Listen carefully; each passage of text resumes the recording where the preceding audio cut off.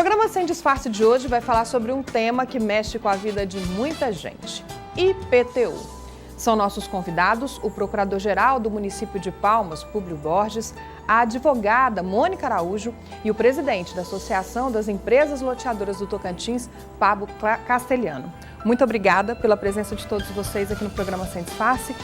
Eu começo perguntando, afinal, como está essa questão do IPTU? Houve o aumento, depois não vai ter mais o aumento nesse momento, quem já pagou, quem não pagou, como é que está acontecendo essas orientações com relação ao IPTU? Primeiramente, agradecer ao telespectador, a você pelo convite. Está muito bem. Esse ano de 2017, a Prefeitura simplesmente fez a atualização pelos índices oficiais, de acordo com o IPCA acumulado do período de 2016, onde nós temos como referência o Código Tributário Nacional, o Código Tributário Municipal e súmula do STJ, Superior Tribunal de Justiça. Apenas isso. Já com relação ao ano vindouro, que será 2018, a Prefeitura encaminhou um projeto de lei que foi votado na Câmara para que houvesse a correção de valores. Por exemplo, nas áreas edificadas, nas 5 zonas urbanas da cidade, nós conseguimos reduzir proporcionalmente em até 20% do valor venal dos imóveis. E também conseguimos ampliar o IPTU social, que estávamos na casa de 19 mil, já chegamos perto de 25 mil unidades habitacionais. E com relação às grandes áreas da cidade, dentro do plano diretor, áreas de glebas que ainda estão vazias, sem edificações, o município optou pela redução e até retirada dos redutores, de maneira que esse valor fosse o mais próximo do valor venal dessas áreas, de maneira a atender a função social da propriedade, de maneira a permitir que haja uma oxigenação nessa ocupação e uma forma de regularização da cidade, que esses vazios urbanos eles possam ser implementados pelos respectivos proprietários. O município respeita o direito fundamental à propriedade privada, respeita individualmente cada um desses grandes proprietários e não só respeita, como aplaude o fato de eles conseguirem essas áreas, os seus trabalhos, enfim. Agora, há necessidade também da contrapartida social, que é o recolhimento dos impostos, nesse caso o IPTU, que é um imposto muito módico se comparado com outros valores. A gente teria impostos muito mais caros, como o ICMS, como o imposto de importação, entre outros. O IPTU é o mais módico da federação.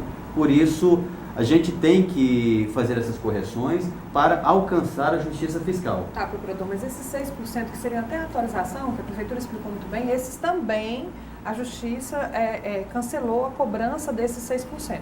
Aquelas pessoas que já pagaram o IPTU, elas serão ressarcidas? Aquelas que não pagaram vão receber um novo boleto com data para abril, para esse pagamento, não é isso? Isso. Com relação à questão da atualização monetária prevista na legislação, o Tribunal de Justiça deu uma decisão liminar. O telespectador precisa entender que uma decisão liminar é uma decisão provisória.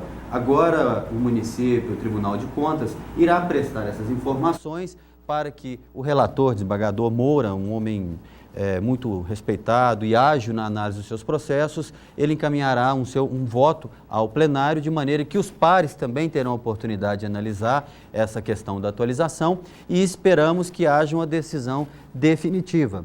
De todo modo, como você mesmo falou, Graziela, a questão do quem pagou, obviamente, se nós esperamos que a decisão ela seja favorável ao fisco municipal, como aconteceu com várias capitais, São Paulo, Rio de Janeiro, Belo Horizonte, aqui mesmo no estado nós temos exemplo de Araguaína e outros municípios que fizeram a mesma atualização também com a questão do IPCA e outros índices oficiais. Então esperamos que a decisão seja favorável. Assim sendo, será mantida a atualização. Se caso não for, o que a gente não espera, até pela fundamentação que acabamos de falar, obviamente o contribuinte terá o ressarcimento desses valores através do atendimento ao Resolve Palmas. Nós temos 2 belas instalações, uma na região sul, uma na região central, de maneira que possa levar os documentos pessoais, os documentos referentes ao imóvel e assim por diante. Eu vou entrar um pouquinho nessa parte da planta de valores, até porque existem alguns casos de alguns contrapontos que eu gostaria que, por favor, doutora Mônica, a hora que a senhora quiser participar. O senhor fala que em 2018 há um projeto para atualização da planta de valores imobiliários, mas a gente recebe a informação de que alguns lotes e alguns imóveis, enfim, eles estariam hoje num valor de um mercado imobiliário que Palmas já viveu. Né? O desaquecimento do mercado imobiliário é verificado a olhos nus, qualquer pessoa sabe disso, a quantidade de imóveis que era vendido antes não é agora. E essa atualização da planta de valores imobiliários, ela estaria condizente com, por exemplo, a Câmara de Valores Imobiliários, que é hoje uma instituição que faz esse tipo de estudo, que tem esse tipo de estudo muito claro com relação ao mercado? Excelente a sua ponderação. Esse trabalho começou por volta de setembro do ano de 2016. A Prefeitura criou uma comissão, baixou um decreto convidando 17 instituições das mais respeitadas do Estado. A participação do CREA, do Conselho de Arquitetura também, o convite para a Ordem dos Advogados do Brasil, o convite para a Defensoria Pública, que participou efetivamente dessas reuniões, entre outras entidades que atuam exatamente o CRECE também, o Conselho dos Corretores, até porque, inclusive, quem presidiu essa comissão foi o indicado do CRECE, que é o Conselho dos Corretores de Imóveis. Então, a gente pensa que as pessoas e as entidades, as instituições mais qualificadas para essa avaliação venal, elas tiveram a oportunidade de participar em quase 30 reuniões para chegar a essa avaliação venal dos imóveis. De maneira que isso findou ainda no ano de 2016. Esse projeto havia sido encaminhado no ano de 2016, com aquelas mudanças que nós consideramos essenciais para o desenvolvimento da cidade. Entretanto, isso não foi votado no ano de 2016. A gente sabe que tem o princípio da anterioridade, quando embasado na lei, e por essa razão isso só foi votado agora. Em 2017, a Câmara entrou em recesso, depois da volta da segunda legislatura, a composição da nova legislatura, os novos membros da Câmara, houve a votação e a análise nas suas comissões. E esse projeto, ele se tornou lei a partir do momento em que, aprovado por maioria na Câmara, sancionado pelo prefeito, publicado, e a partir do dia 1º de março entrou em vigor, né? Então, de maneira que esse estudo partiu dessas entidades, não só da Câmara. Respeitamos muito a Câmara de Valores Imobiliários da cidade. Ela fez um trabalho junto com o município no ano de 2013.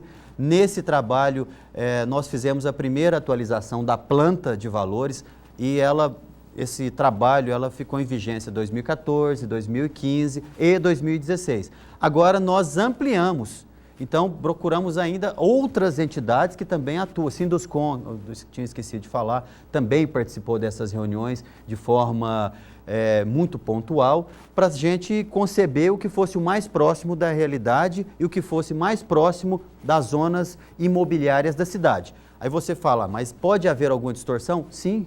Exatamente, pode, mas essas distorções, no próprio mecanismo legal, é possível que o contribuinte, que porventura ele não concorde com o valor venal do seu imóvel, ele pode, de posse de um laudo de avaliação, entrar com a reclamação tributária administrativa junto ao próprio município, de maneira que essa reclamação administrativa nem precisa judicializar, nem precisa ingressar em juízo.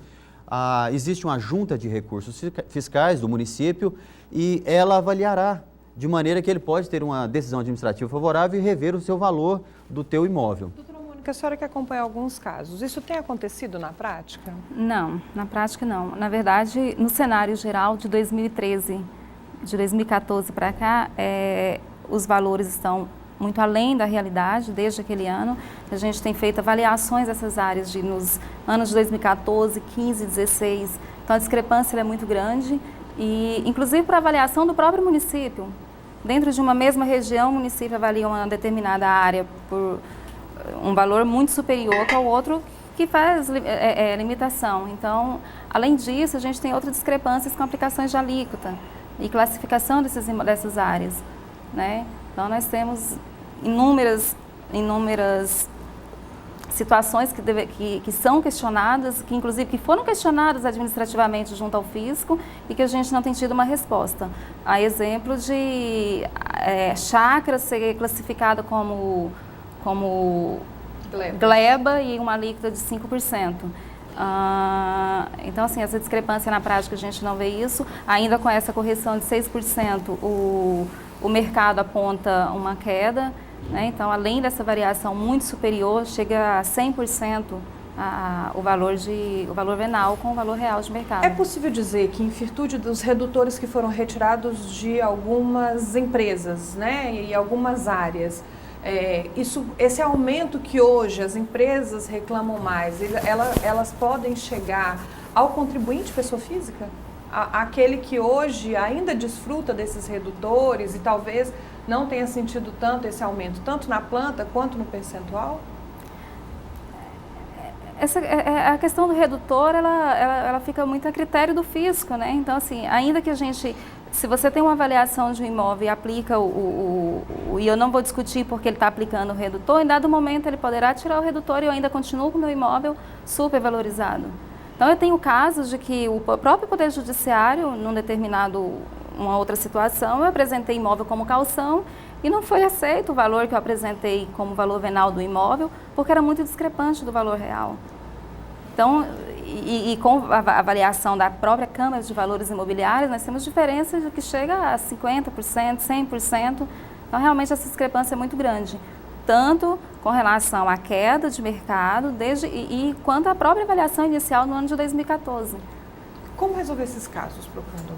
Muito simples. Primeiramente, para o telespectador entender a questão dos redutores, vou tentar aqui ser o mais objetivo. Os redutores são percentuais de desconto. Então, se eu tenho um imóvel que ele, em tese, foi avaliado por R$1 milhão, esse imóvel, com a aplicação dos redutores, que pode variar entre 35% até 55%, isso é deduzido daquela avaliação.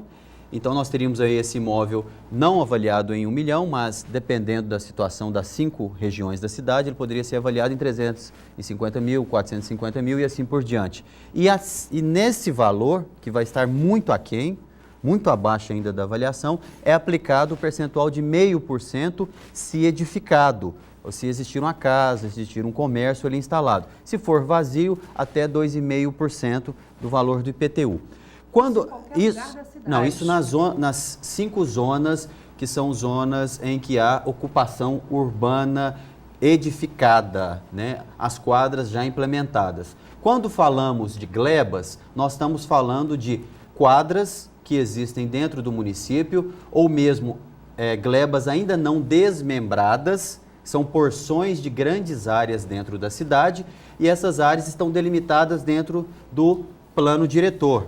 Então, quando às vezes a gente fala gleba, chácara, o nome dado, o nome URIS, pouco importa. O que importa é que elas estão delimitadas dentro do plano diretor. E o Judiciário até já apreciou isso no STJ, Superior Tribunal de Justiça. O próprio CTN, ele diz claramente que, estando dentro do plano diretor, aplica-se o IPTU e não outros impostos, como o ITR, que seria imposto rural, etc. Nesse caso, estando delimitado dentro de um perímetro, porque o nosso plano diretor ele existe há bastante tempo, desde 94, teve a revisão de 2007 e até agora nós estamos também já fazendo a revisão. Pode até ser um tema para você mais adiante, essa discussão toda do plano diretor, que vai acontecer esse ano. Então, estando delimitado dentro do plano diretor, essas glebas, elas têm um percentual diferenciado. É claro que nesse ano, nessa discussão que houve na Câmara de Vereadores e esse trabalho com todas essas instituições, achou-se por bem que as glebas, devido ao longo tempo em que não houve a implementação de edificação, de loteamentos, entre outras questões pontuais, para dar a função social à propriedade, os redutores das glebas, tão somente, foram retiradas. Aí volto a dizer, como solucionar a questão, como você disse? É simples. Nós temos a Junta de Recursos Fiscais que pode avaliar. Nós tivemos quase cerca de 900 a 1.000 processos administrativos que foram providos dentro da nossa Junta de Recursos Fiscais, onde o próprio fisco, a partir da documentação que foi trazida pelo contribuinte, verificou que poderia haver algum descompasso. não é fácil você, às vezes, avaliar, são mais de 100 mil unidades habitacionais, mais as glebas, mais as quadras que, embora delimitadas, ainda fechadas no município. Então, você pode ter alguma discrepância? Pode. Então, não é porque 17 entidades, Sinduscom, CREA, CAL, Cresce, OAB, enfim, Defensoria, que participou. O caminho é a questão da junta. A junta é uma opção. Agora, até a doutora falou sobre a possibilidade judicial. Há essa possibilidade. O judiciário pode avaliar qualquer questão. Então, eu acho que essa questão do IPTU ela é muito lúcida e quanto mais a gente fala, é muito bom para a sociedade para entender. Porque cada R$1 que é arrecadado no IPTU, 25 centavos automaticamente vai para a educação, para as nossas escolas que estão em primeiro lugar do Brasil. Eu vou precisar ir para o rápido intervalo, Tá, procuradora. joia. A gente volta daqui a pouquinho, não saia daí.